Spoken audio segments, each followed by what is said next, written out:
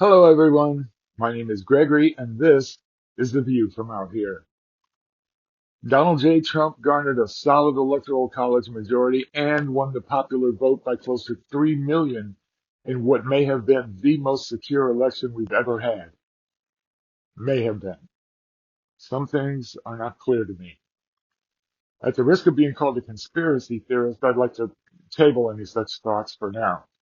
2024 may well have been the most secure election we've ever had. In which case, congratulations to Donald J. Trump are in order. A number of things are clear to me, however, one of which is that I do not know my fellow Americans like I thought I did. Here's a map of how counties across the country voted. I'm going to leave this up for a minute so that we can ponder it. Something about it just doesn't sit right with me, but that's what it looked like. I think very highly of most Americans, including those that weren't even born here. I've had the pleasure to have lived in rural America and in cities, and though the two are way different for a lot of legitimate reasons, not one of those reasons involve anybody being stupid. People in cities where there's ballet, opera, theaters, museums, institutions of higher learning, and on, enjoy an intelligence that has a kind of nuance and a sophistication to it born from exposure to those things, and that's good. People in rural America, however, have a different kind of intelligence that's no less nuanced, in my opinion. It's just focused on different things. Things like animal husbandry, horticulture, agriculture, things a little closer to the ground, the earth where our food comes from. They're not spending a lot of time thinking about senators and congresspeople and what kind of drama they're cooking up in Washington because they're kind of busy running a family business that involves a lot of study, a lot of intuition, a lot of hard work, and no small measure of dumb luck. They're busy doing things that affect my life and yours every single day. What little exposure to news and information that they get is limited by their numbers and their remote location.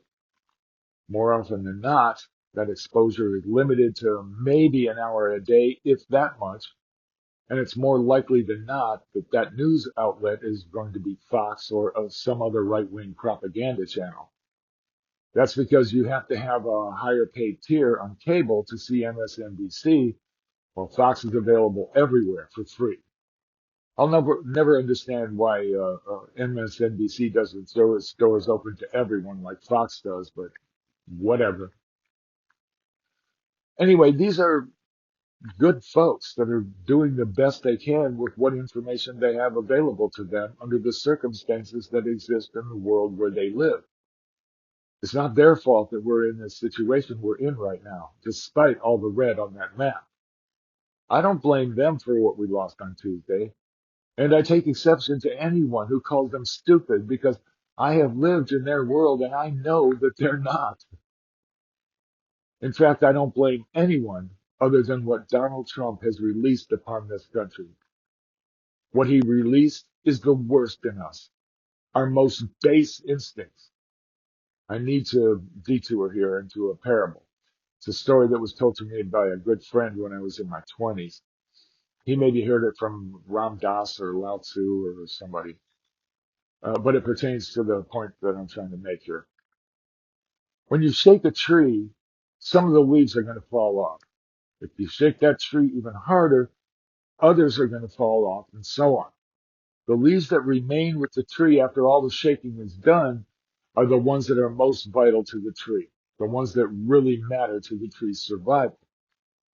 You and I, are kind of like that tree. Everybody has a code that they live by, whether they know what it is or not.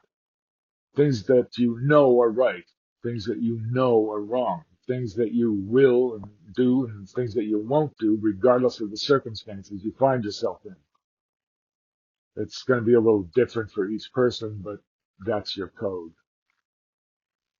Now, some people believe that the only leaves that are left after all the tree shaking is done are the same for everybody, and they're limited to our most base animal instincts: survival, sex, and sustenance.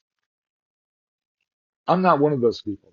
I say that our higher angels are equally as intrinsic to who we really are at our core. A good example of that would be a fireman or a soldier or an actual patriot. People who lay their lives on the line for a higher principle. Many people, when faced with certain death, will stand for what they believe is right and accept death rather than surrender their code. They're higher angels. History is flush with such people, and there would be even more if everyone were put to the same kind of test. People who tell the truth and whose word is their bond tend to take another person's word at face value. Because of their own code of trustworthiness, they tend to assume that most people are telling the truth as well. Into that environment walks Donald Trump and his cult, what little remains of of what was once the Republican Party, Christian evangelists, and the mainstream media, both left and right, that has successfully normalized the prominent presence of a clinically diagnosed sociopathic narcissist, a racist, compulsive liar, and convicted felon who incidentally remains under further criminal indictment for somewhere around 50 other felonies and who attempted a violent overthrow of the United States government. Working together, these four have wrapped all of that into a neat little package and presented it to well-meaning people as the persecution of a savior, the salvation of a nation under siege by an evil force determined to take their freedoms away, perform sex change operations on their children while they're at school, and protect them from foreign people of color who are soaking up all the resources and jobs that are supposed to be rightfully theirs and then stealing their pets and eating them. If anyone is to blame for what happened last Tuesday, it should be them. It should be the people who worked tirelessly day in and day out, lying to these decent people in an attempt to normalize a travesty of reason. It should not be placed at the feet of well-meaning people who have been duped because of their faith in the goodness of others, and it should not be laid at the feet of Kamala Harris and Tim Walz or the Democratic Party.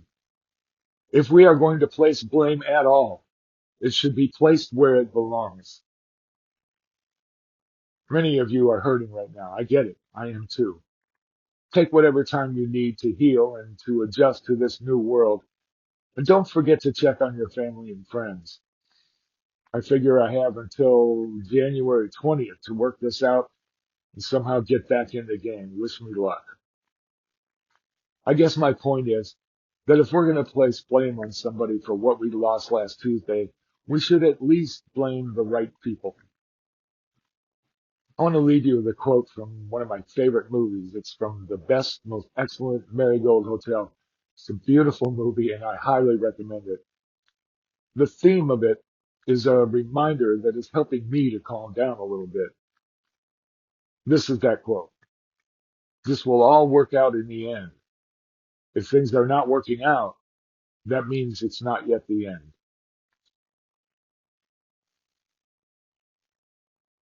I want to thank you for hanging with me so far. And don't forget to check out the description below for links to my books.